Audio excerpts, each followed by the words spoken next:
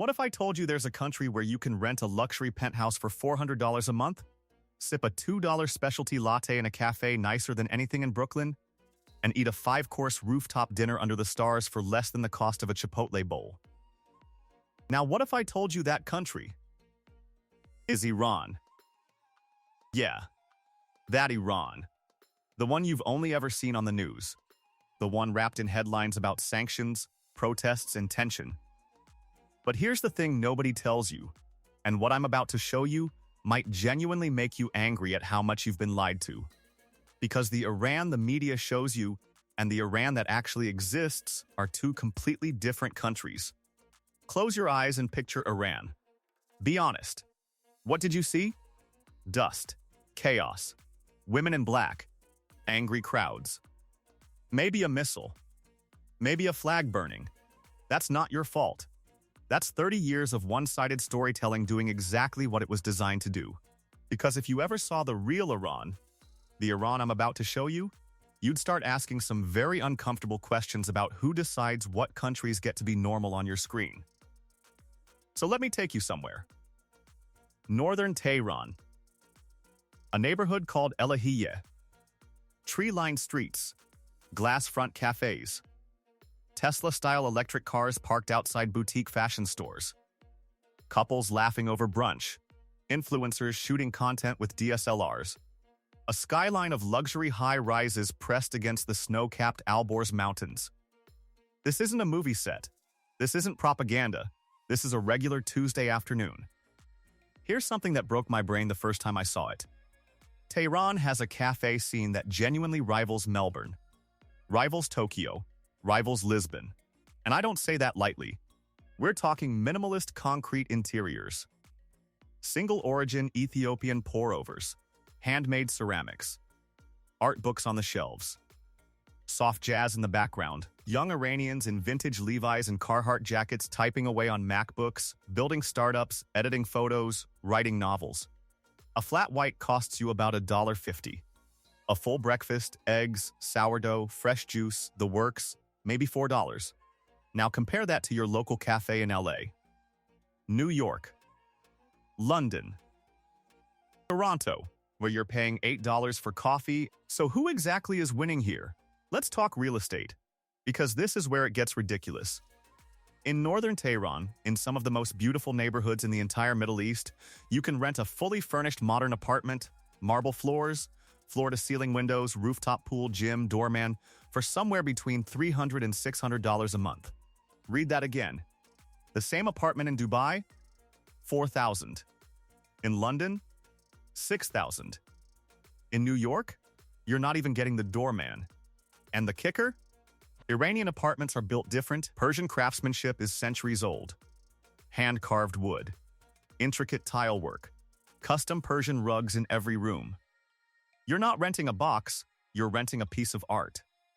For digital nomads, for remote workers, for anyone burned out by paying half their salary just to exist in a Western city, this is the kind of math that keeps you up at night. Now I need you to picture this with me. It's 9 p.m.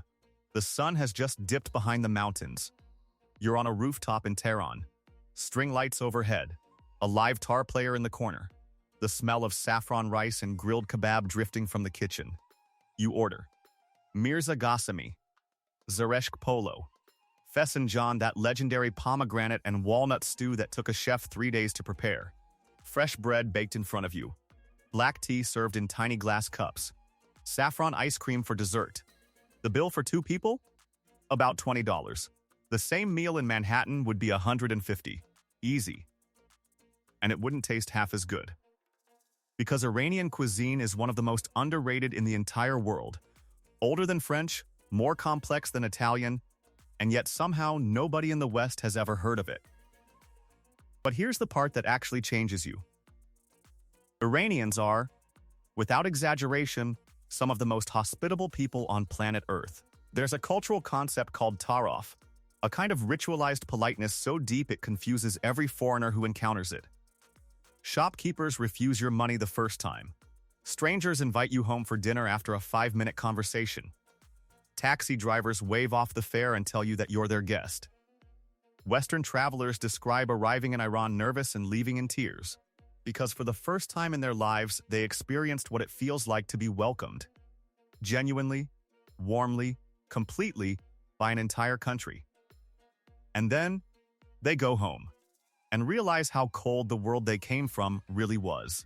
Before we continue, there's something most people are starting to realize.